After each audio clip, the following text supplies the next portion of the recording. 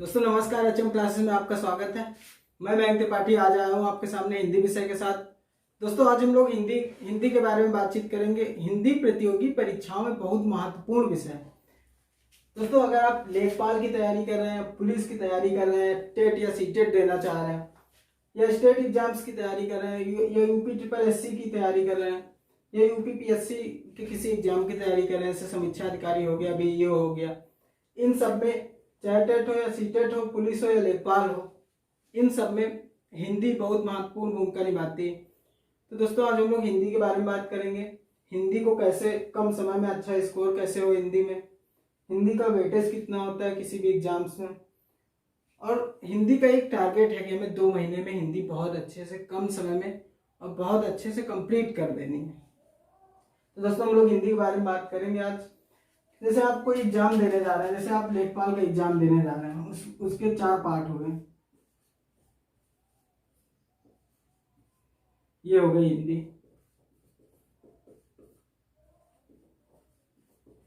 गणित, और मान लीजिए 2 सब्जेक्ट और। तो मैं ये बोल रहा हूँ कि हिंदी का इन चारों में समान वेटेज है, और हिंदी ऐसा सब्जेक्ट है कि आप 2 महीने में बढ़िया आराम से तैयार कर सकते हैं। हिंदी सब्जेक्ट ऐसा है कि आप पूरे जैसे आप एक खंड आपका हिंदी हो गया, तो यहाँ पे आप पूरे मार्क्स गेन कर सकते हैं। हिंदी ऐसा सब्जेक्ट हो गया। तो दोस्तों बस यही हिंदी की इम्पोर्टेंस आपको समझानी। हम हिंदी विषय के साथ आए हैं, तो आपको आज पूरा हिंदी का सिलेबस बताते हैं। उसके बाद बताएंगे कि कैसे हम आपको तैयारी कराएंगे हिंदी की। लेखपाल का एग्जाम आने वाला है, पुलिस की भी भर्ती आने वाली है, और जो लोग टेट और सीटेट का दे रहे हैं उनके लिए बहुत बेहतरीन वीडियो बनने वाले हैं। हमारे वीडियो लेक्चर्स क्रमशः आएंगे। जैसे सिलेबस आप देख रहे हैं मेरा, कि हिंदी का पूरा सिलेबस लिख रखा है मैंने। 28 चैप्टर हैं यहाँ पे, लेकिन ये इससे 1-2 चैप्टर ज़्यादा भी कर सकते हैं हम। कुछ चीज़ें अभी इसमें रह गई हैं, पूरा इंक्लूड नहीं किया गया है। कोशिश की गई है कि ज़्यादा से ज़्यादा आपका पूरा कंप्लीट, आपको पूरी कंप्लीट हिंदी ज़्यादा से ज़्यादा आपको पढ़ाई जाए। तो हम लोग चैप्टर पे देख लेते हैं कि किस क्या क्या हमें पढ़ना है। सबसे पहले संज्ञा, पहला चैप्टर आपका हो गया संज्ञा। संज्ञा दोस्तों आपको पता ही है कि संज्ञा के 5 प्रकार होते हैं, आपको पता है। संज्ञा एक विकारी शब्द है। संज्ञा आप बचपन से पढ़ते हुए आ रहे हैं, आपको एक परिभाषा रटी रटाई आपको तैयार होगी। पर यहाँ पे एग्जाम्स में दोस्तों कुछ अलग पूछ रहा है। आजकल ट्रेंडिंग में कुछ और ही चल रहा है। ट्रेंडिंग में संज्ञा के जैसे 5 प्रकार मैंने आपको बताए हैं, तो इन 5 प्रकार में एक जो प्रकार होता है जातिवाचक और भाववाचक। तो क्वेश्चन इस टाइप से आता है कि जातिवाचक संज्ञा को भाववाचक संज्ञा में चेंज करिए। जैसे मान लीजिए जातिवाचक संज्ञा हो गई, हम लिख रहे हैं जातिवाचक संज्ञा है पुरुष, ये तो इसका बोलता है कि भाववाचक संज्ञा में इसको चेंज करो। यूपी ट्रिपल एससी के एग्जाम में आया हुआ क्वेश्चन है। तो पुरुष का हो जाएगा पुरुषत्व। ऐसे ही एक संज्ञा और बताते हैं आपको एग्जाम्पल के तौर पे, नारी। ये भी जातिवाचक संज्ञा है, इसका हो जाएगा नारीत्व।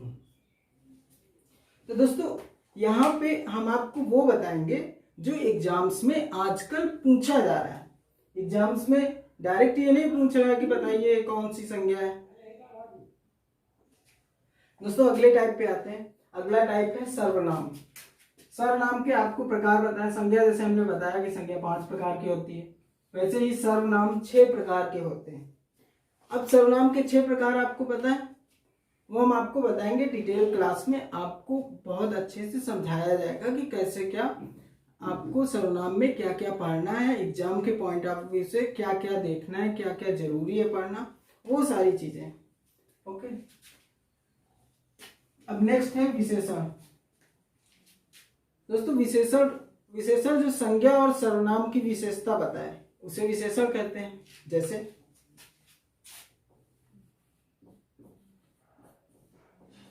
काला आदमी, काला आदमी, यहाँ पे ये विशेषता क्या बताई जा रही है, काला, तो ये क्या हो गया विशेषण। और जिसकी विशेषता बताई जा रही है ये हो गया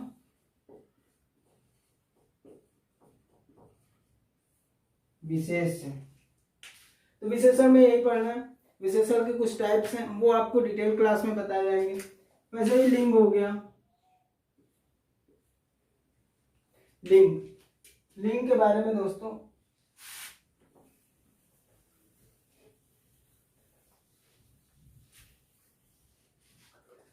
लिंग के बारे में आप पढ़ते हुए आ रहे हैं कि स्त्रीलिंग पुल्लिंग, आप दो टाइप पढ़ते आ रहे हैं हिंदी में। जैसे बड़ा का हो जाएगा बड़ी,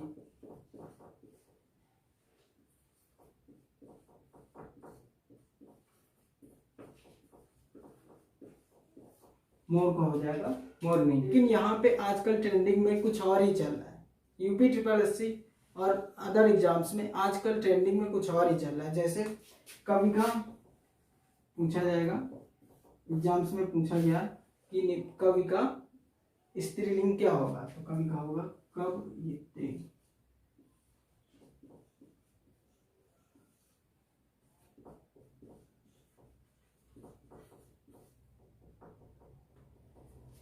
विद्वान का विदुषी,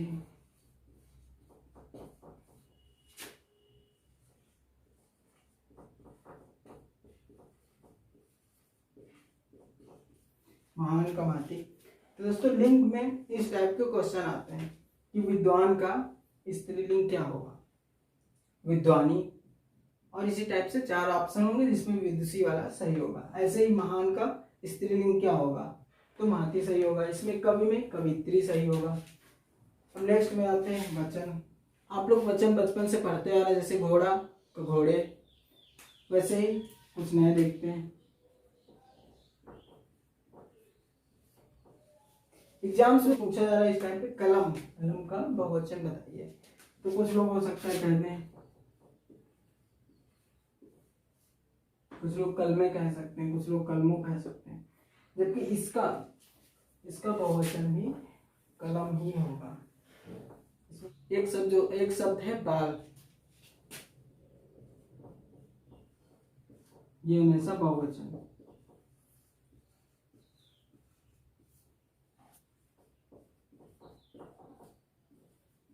मैंने बाल कटाए,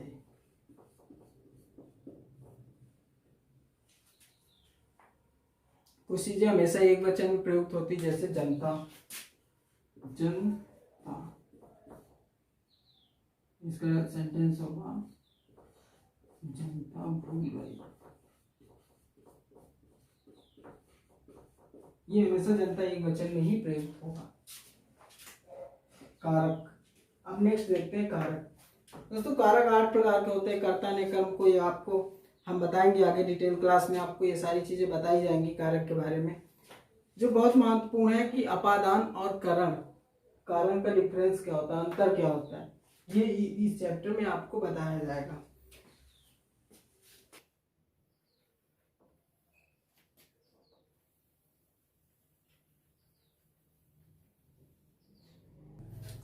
चलिए नेक्स्ट देखते हैं क्रिया, वाक्य, विराम चिन्ह।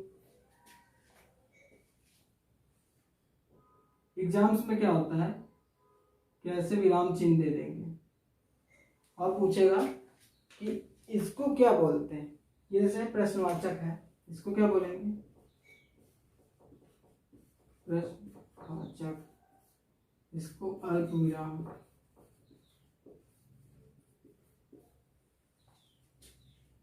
इसको अर्ध चिन्ह। तो ये यूपी ट्रिपल एससी का बड़ा फेवरेट है, ये विराम चिन्ह यूपी ट्रिपल एससी का बड़ा फेवरेट है। परीक्षाओं में बार बार यहाँ से क्वेश्चन आते हैं, एक विराम चिन्ह दे देगा और पूछेगा कि ये इस विराम चिन्ह को किससे संबोधित करते हैं, मतलब इसको क्या बोलते हैं। तो एक विराम चिन्ह दे देगा या ऐसे देगा कि अल्प विराम निम्नलिखित में से कौन सा होगा, और 4 ऑप्शन दे देगा। तो आपको बस ये जब आप डिटेल में चैप्टर पढ़ेंगे तो आपको समझ आ जाएगा कि कैसे क्या करना है इसमें। उपसर्ग प्रत्यय दोस्तों 1-2 पूछे ही जाते हैं, तत्सम तद्भव 1-2 पूछे ही जाते हैं। समास दोस्तों, समास देख लेते हैं। समास के 6 प्रकार होते हैं। समास के 6 प्रकार होंगे, यहाँ पे जो हम आपको क्लासेस में आपको बताएंगे तो आपको वहाँ पे समझाया जाएगा, वहाँ पे डिटेल में आपको समझाया जाएगा। रस 8 प्रकार के होते हैं। इसमें स्थायी भाव भी होता है। ये सारी चीज़ें भी आपको क्लास में समझाई जाएंगी। छंद, अलंकार, अव्यय, शब्द प्रकार, हिंदी वर्णमाला। हिंदी वर्णमाला बहुत इंपॉर्टेंट चैप्टर है ये दोस्तों। UPSSC हो या टेट हो या सीटेट हो, यहाँ पे बहुत ज़्यादा क्वेश्चन हिंदी वर्णमाला से आते हैं। हिंदी वर्णमाला, इसमें स्वर और व्यंजन से बहुत प्रश्न पूछे जाते हैं। ऐसे क्वेश्चन आ जाता है कि निम्नलिखित में से संयुक्त व्यंजन है। संयुक्त व्यंजन हम आपको बता दें, संयुक्त व्यंजन 4 होते हैं।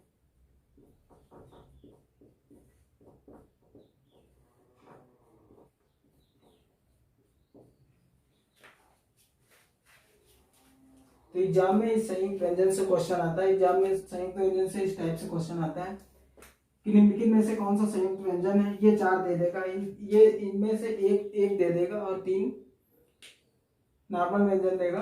फिर पूछेगा कि इन निम्नलिखित में से कौन सा संयुक्त व्यंजन। ऐसे भी क्वेश्चन आ सकता है कि किस किस वर्णों से मिलके बना होता है। तो आपको बता दें, आधा का और श इससे मिलके छ बना होता है।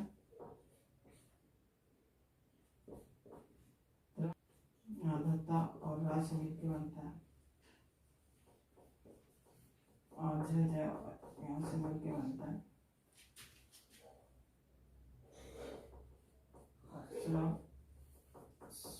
और यहाँ से मिलके बनता है।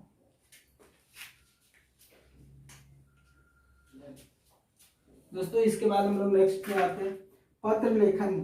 पत्र लेखन हिंदी का बहुत महत्वपूर्ण टॉपिक है और पत्र लेखन से बार बार परीक्षाओं में प्रश्न पूछे जाते हैं।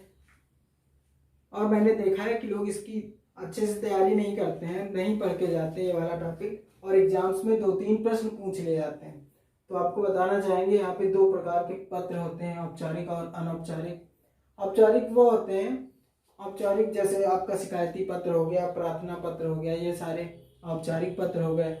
और अनौपचारिक पत्र ऐसा हो गया जैसे मैंने आपको बधाई संदेश दे दिया या आपने किसी को बर्थडे पे बधाई दे दी, इस टाइप से अनौपचारिक पत्र हो गया।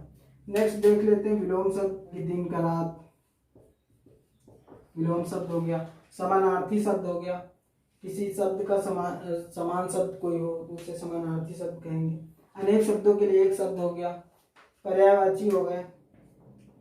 पर्यायवाची याद करने में आप लोगों को बहुत दिक्कत होती है, हम यहाँ पे क्लासेस में बताएंगे कि पर्यायवाची कैसे अच्छे से याद कर सकते हैं। और बहुत आसानी से, यकीन मानिए बहुत आसानी से आप पर्यायवाची याद कर सकते हैं। मुहावरे और लोकोक्तियाँ। मुहावरे लोकोक्तियाँ आप पिछली क्लासों से पढ़ते हुए चले आ रहे हैं। यहाँ पे आपको कुछ महत्वपूर्ण, परीक्षा के लिहाज से बहुत महत्वपूर्ण मुहावरे यहाँ पे बताए जाएंगे। मुहावरे और लोकोक्तियाँ। संधि, ये बेहद बहुत महत्वपूर्ण, संधि सब हिंदी का सबसे महत्वपूर्ण चैप्टर है। संधि हिंदी का सबसे महत्वपूर्ण चैप्टर है। आपके लिए यहाँ से 3 से 4 प्रश्न, किसी भी एग्जाम में 3 से 4 क्वेश्चन यहाँ से जरूर आते हैं। ग्रंथ और रचयिता, यहाँ पे ग्रंथ और रचयिता से आपको सारे ग्रंथ न याद करने, न सारे रचयिता याद करने। यहाँ पे हम आपको कुछ महत्वपूर्ण बताएंगे, कुछ प्रीवियस ईयर के जो UPPSC, UPSSC, टेट और सुपर टेट प्रीवियस ईयर में बहुत सारे क्वेश्चन महत्वपूर्ण हैं जो उलट फेर के बार बार परीक्षाओं में पूछे जा रहे हैं। क्रिया विशेषण। क्रिया विशेषण एक महत्वपूर्ण टॉपिक है जो अव्यय से रिलेटेड है, ये आपको डिटेल में समझाया जाएगा। तो दोस्तों हिंदी की गंभीरता को समझिए। हिंदी की बेहतरीन क्लासें आपको मिलेंगी HM क्लासेस में। आपको क्लास के बाद संपूर्ण नोट्स मिलेगा। जब यहाँ पे क्लास कंप्लीट होगी हिंदी की, उसके बाद क्लास के बाद आपको संपूर्ण नोट्स दिया जाएगा। आपको व्हाट्सएप लिंक मिलेगा, आपको टेलीग्राम लिंक मिलेगा, और जैसे ही क्लास ओवर होगी उसकी कुछ देर बाद आपको ये पूरा नोट्स आपको प्रोवाइड कर दिया जाएगा। आप क्लास देखेंगे, फिर नोट्स पढ़ लेंगे, इतना ही पर्याप्त है। आप बस थोड़ा समय दीजिए, डेली आप 1 घंटे देंगे हिंदी को, तो आप 2 महीने में यकीन मान के चलिए कि 2 महीने में आपका सिलेबस कंप्लीट हो जाएगा। पूरा सिलेबस आप हिंदी का कंप्लीट कर सकते हैं 2 महीने में। और फिर आप लेखपाल, पुलिस, सीटेट, कोई भी एग्जाम हो हिंदी में आप मान के चलिए कि 95% क्वेश्चन करेक्ट कर सकते हैं और यहीं से आपका सिलेक्शन हो सकता है। अगर आपने लापरवाही की और ये परसेंटेज घटा तो हिंदी, क्योंकि जो सिलेक्टर होते हैं वो हिंदी जैसे सब्जेक्ट को बहुत अच्छे से कवर करके रखते हैं जिससे वो हिंदी में कम ना हो पाए। तो आपको ये चीज़ ध्यान में रखनी पड़ेगी कि हिंदी को आपको बहुत अच्छा करना है, पूरे मार्क्स गेन करने हैं। धन्यवाद।